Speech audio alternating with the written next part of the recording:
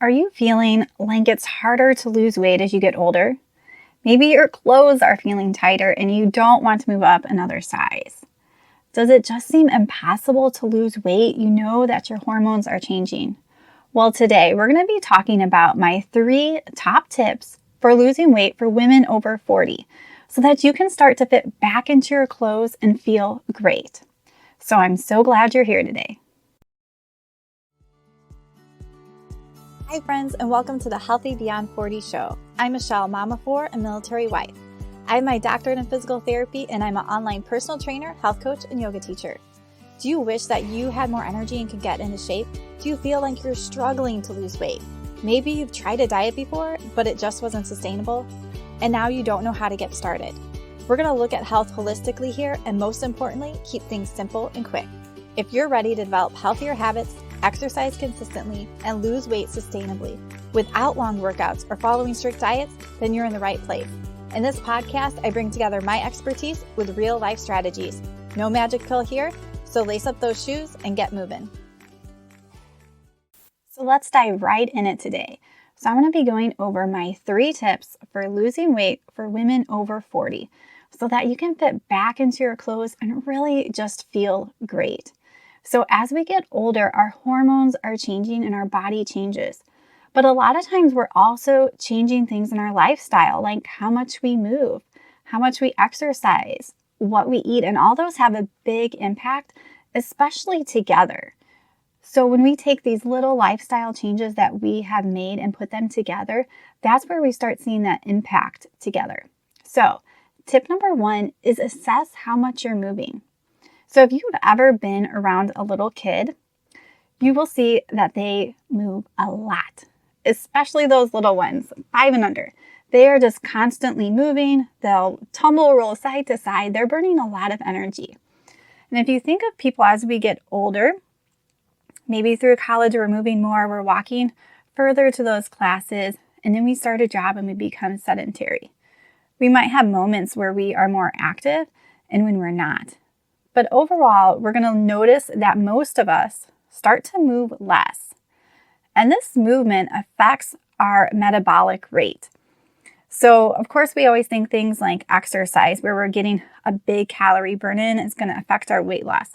But our movement is also important because our movement doesn't stress our metabolism. So think of that movement of when you're walking around your house, you're cleaning, you're going out for a walk. We want to increase that. So I want you to think, how much did you used to move? Go back to your 30s, your 20s, your teens. Were you a lot more active? Were you just moving around more? Not necessarily exercising more, but just moving more. I mean, think about kids in high school. They're getting up every 50 minutes and walking between classes, or they're walking in and out of the building. And a lot of us are a lot more sedentary. So this movement piece is really key in our metabolism, because it's going to boost that metabolism without stressing it, because cardio can sometimes stress our metabolism because we're burning so many calories at one time. So I remember watching this one pastor. We just went to check out different churches, and he was moving so much during the sermon. He was side to side. I mean, arms moving, like just a lot of movement. And he was this super skinny guy. And it just made me think he probably is like that throughout his day. So even these movements, twitching, shaking our arm and leg, all of that increase our basic metabolic rate. So it's really important to just look at how much you're moving and compare it to how much you used to, and really trying to find ways that you can bump up your movement. So how can you get more steps in your day? How can you clean more or move around your house more? What are those sneaky ways that you can get movement in and make it a part of your life? Because we are meant to move. We're not meant to be sedentary people. That's not how our body was designed. It craves movement and it needs it. The next tip I want to talk about is reassessing your nutrition and calorie needs. So if we think about this movement piece to start with, what if we are moving less? That's going to change the amount of food or calories that we need to intake. And I think this becomes really important as we get older. So somebody might be saying that they are eating, they're doing the same thing, but what's really happening is they're moving less, they're exercising less, but they're eating the same. So that's going to create that calorie excess, making you gain weight. So thinking if you're moving less, one, can you move more? Because that's how our bodies are meant to be. And number two, thinking of adjusting what you're eating if you are moving less or exercising less. And also, as you age, you're going to notice that you might have less muscle mass, especially if you're not strength training or doing something to actively gain muscle mass. Our muscle mass starts to decrease after the age of 30. So muscle burns more calories than fat. So if you have more muscle in your body, you're going to burn more calories. If you have less muscle, you're going to burn less calories. And that is just doing nothing if you're just sitting there. So muscle is a really big calorie burner. So if you're losing muscle mass because you're not exercising or strength training, you're going to need less calories. So also think we've talked about that movement, but the same thing goes with exercise. Are you not exercising as much as you used to? So not only do you burn calories when you're exercising, but again, having that more muscle mass is going to burn more calories doing nothing. Isn't that what we all want? So we want to be increasing our muscle mass as we are getting older. I was just chatting with one of my clients recently, and she was telling me that she was starting to realize, like, I'm not moving as much. I do have less muscle mass, and she just connected the dots that, I don't need to eat as much. And of course, we're working on other things like coming in tune with your body, noticing your hunger and fullness cues, but also making that logical connection. I'm not burning as many calories. I'm not moving as much. I'm not exercising as much. I don't need to eat as much, because a lot of times when we eat, it's very habitual. We're used to that we can eat this much at a meal, and that's sort of what we do. So when we continually do that, but our body is changing and our body requirements are changing, but we're doing the same thing, that's where we can get off a little bit. So you may be noticing that you're not doing what you did in your 30s or your 40s, and you might need to adjust what you're eating. So one great way to get a lot of nutrition in, and you can really vary the amount of calories here, is smoothies. So it's one of my favorite things to do because you can get your protein in there. You can get a healthy fat in there. You can get spinach or veggies, some fruit. And it's a really great way. So I have 5 smoothie recipes for free that you guys can grab down below. So check the description and check that out, because it's a really great way to get started with really nutrient dense things. And you can sort of tailor what's in it to you. So do you need a little more, a little less?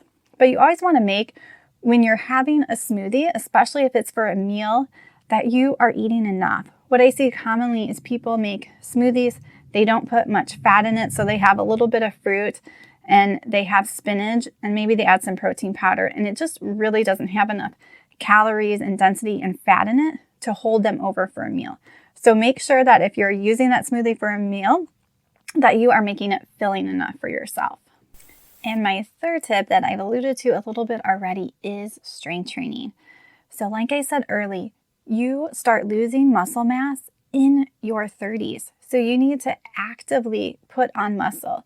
So if we think back, like when people used to be more farmers or hunters and gatherers, they were using their muscles a lot during the day. They were doing strength training activities built into their day. Think about how women have to wash laundry before. That was a lot of work. So since we live in a more world that is sedentary, we do have to do some house cleaning and things like that, but we're not having to use our muscles like we used to. So it gets really important to specifically do strength training.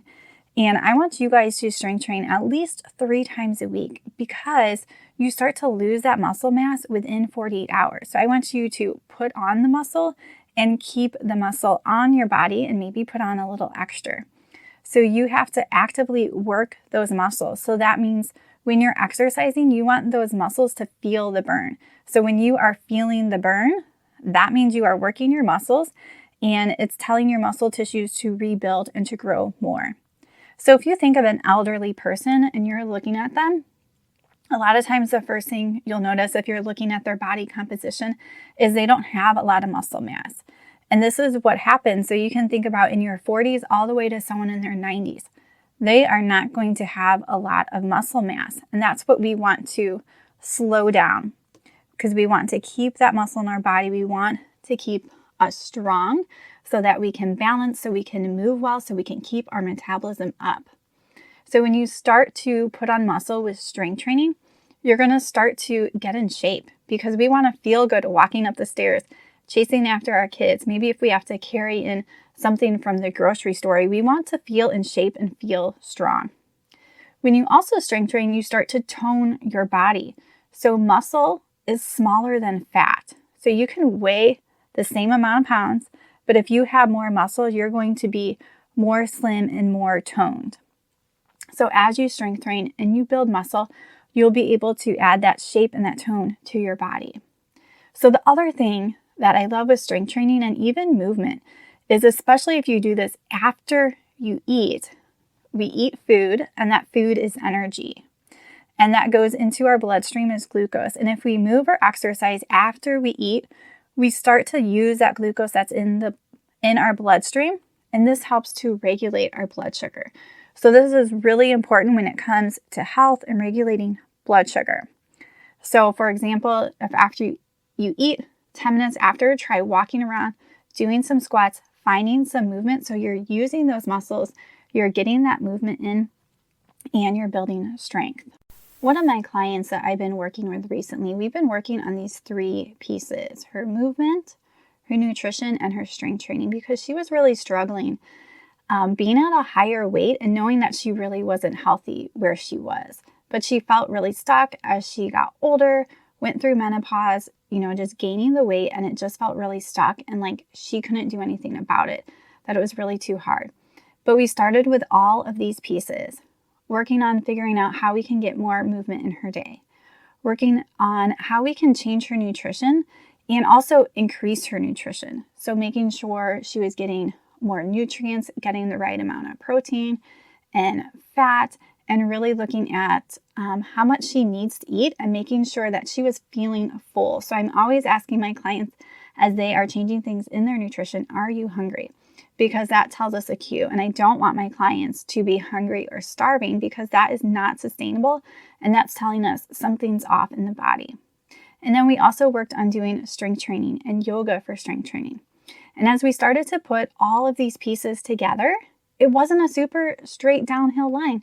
There's little bumps, but she is at the lowest weight she's been at in 10 plus years. So I just want to encourage you today that if you're struggling, then reach out for help, because a lot of times we sort of know some of these things we need to do. We know we need to exercise more, or we know we need to eat better. But a lot of times it's really hard to change our habits, because change is hard. So if you're not sure how to do this, then use the link down below to set up a free health coaching call with me. It's a no pressure call where we can just go over what you're struggling with and figure out what that next step is. Because a lot of people are just stuck. There's so much information out there in the diet culture or super long cardio workouts that people get thrown off. So take advantage of that if you need to. So let's go over this real quick before we end today. So number 1, assess how much you're moving. Are you moving less? And if you are, how can you move around your house more and really just incorporate it into your daily life?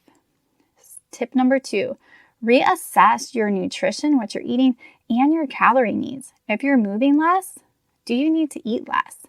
And really just assessing what that is for you. Tip number 3 was incorporating strength training, where you can start to build muscle, because that is what we need as we age. It's going to help our metabolism. It's going to help us to feel better, for our body to feel stronger. So thank you guys so much for joining me here today. And I hope you have a wonderful day and you get moving. Friends, I hope this episode empowered and inspired you to take one more step forward in your health.